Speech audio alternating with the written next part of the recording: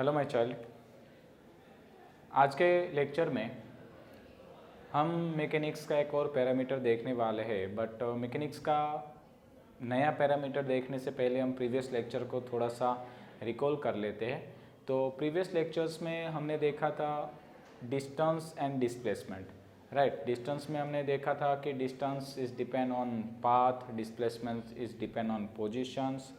उसके बाद हमने उसकी कुछ सिमिलरिटीज़ देखी थी, जैसे कि दोनों की यूनिट्स मीटर होते हैं, डायमेंशन फॉर्मूला होता है m0, l1, t0, और एक अच्छा सा डिफरेंस भी था दोनों के बीच की जो डिस्टेंस होता है वो स्केलर क्वांटिटी है और डिस्प्लेसमेंट जो होता है वो वेक्टर क्वांटिटी थे। ये हमने प्रीवियस लेक्चर्स में देख लिया, ठीक है। चलिए, और एक बेसिक फंडा रहता है कि हम जब भी कभी भी कुछ पढ़ने की ट्राई करें तो हम प्रीवियस लेक्चर्स को थोड़ा सा रिकॉल कर लेंगे ताकि हमारा जो कॉन्सेप्ट है वो एकदम अच्छे से प्रिपेयर हो सके। तो चलिए भाई, आज हम देखने ये वाले हैं कि अगर हम डिस्टेंस और डिस्प्लेसमेंट के साथ टाइम को अगर अटैच करते हैं तो क्या होता है, ठीक है। तो सिंपल है, हम बारी बारी से देखेंगे। सबसे पहले हम देखेंगे डिस्टेंस के साथ टाइम को अटैच करने से क्या होता है, और उसके बाद नेक्स्ट लेक्चर्स में हम देखेंगे डिस्प्लेसमेंट के साथ टाइम को अटैच करके क्या होता है, ठीक है। अब सिंपल है, हमने देखा था जैसे कि अगर कोई एक particle with respect to time अपनी पोजीशंस चेंज कर रहा है, मतलब कि सपोज ये मेरी इनिशियल पोजीशन से मैं टाइम के रिगार्डिंग यहाँ से मूव होता हूँ, यहाँ से मेरी पोजीशंस चेंज होती है, उसका मतलब कि मैंने डिस्टेंस ट्रैवल किया हुआ है, ठीक है। सपोज चलिए हम बात करें कि सपोज मान लीजिए ये हमारी एक इनिशियल पोजीशन से ए, हमारी फाइनल पोजीशन से बी। हम इस रास्ते से ट्रैवल करते हुए हम पहुंच गए हैं बी पोजीशंस पे। हम इनिशियल पोजीशंस तो पहुंच गए बी पोजीशंस पे, बट जब हम यहाँ से मूव होते हुए आगे जाते हैं तो हम देखते हैं कि भाई हमें सपोज 1 सेकेंड में मैं यहाँ था, 2 सेकेंड में यहाँ, 3, 4, 5, ऐसे हम टाइम को भी अगर कंसिडर करते जाए और सपोज कोई हमें पूछ ले कि आप 2 सेकेंड में कहाँ थे, तो मैं कहूँगा कि मेरी पोजीशन से होगी, राइट।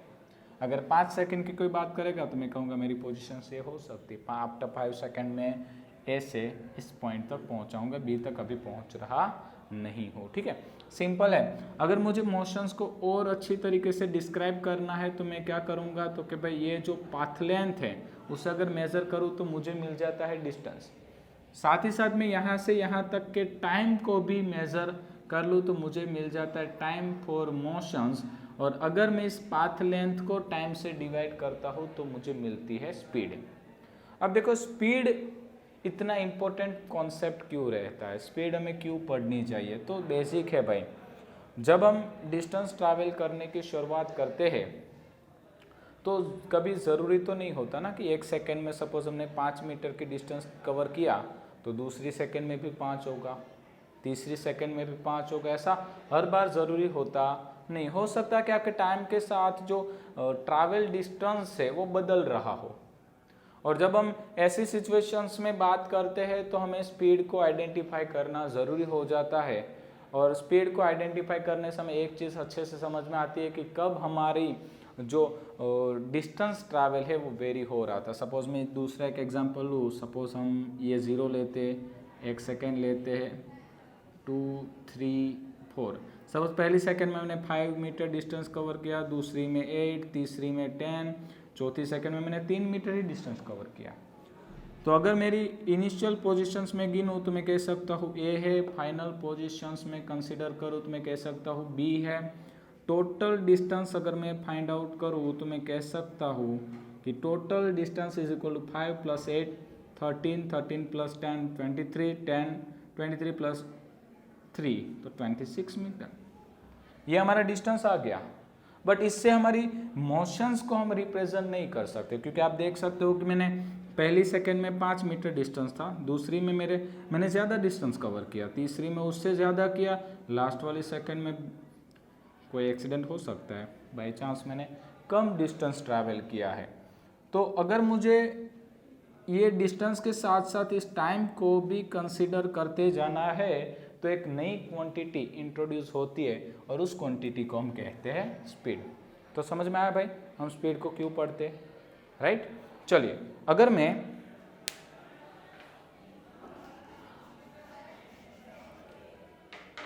स्पीड की बात करूं तो भाई स्पीड को मैं कैसे आइडेंटिफाई या तो डिफाइन कर सकता हूं, तो मैं कह सकता हूं कि स्पीड की डेफिनेशन हो सकती है कि rate of change of position, right, rate of change of position. Yes, मैं इसको बेसिकली ऐसे डिफाइन कर सकता हूँ कि मेरी जो पोजीशंस चेंज होने का रेट है उसे मैं कहता हूँ स्पीड। अगर आपको इसकी इजी डेफिनेशंस देखना चाहते हो तो मैं सपोज ऐसा कह सकता हूँ कि डिस्टेंस ट्रैवल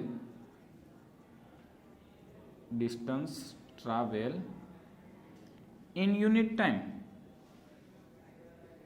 तो इसे भी मैं स्पीड कह सकता हूँ, distance travel in unit time. और इसी के साथ साथ मेरी जो स्पीड है उस स्पीड का फॉर्मूला बन जाएगा speed is equal to distance upon time. ठीक है भाई, ये मैं फॉर्मूला बना सकता हूँ, speed is equal to distance upon time. चलिए अब हम इसके और ज़्यादा डिस्क्रिप्शन में जाएंगे, देन हम कह सकते हैं कि भाई देखो टाइम एक स्केलर क्वांटिटी है, डिस्टेंस वो भी एक स्केलर क्वांटिटी है, तो बेसिक है कि आपकी जो स्पीड है वो भी एक स्केलर क्वांटिटी होगी। तो speed is a scalar quantity. अब हमें पता है कि जो स्केलर क्वांटिटी होती है उससे सिर्फ मैग्नीट्यूड की रिक्वायरमेंट होती है, डायरेक्शन की रिक्वायरमेंट नहीं होती। तो हम लिखेंगे कि इट्स नॉट रिक्वायर्ड डायरेक्शन। ठीक है, हम लिख सकते हैं कि इससे डायरेक्शन की रिक्वायरमेंट नहीं है।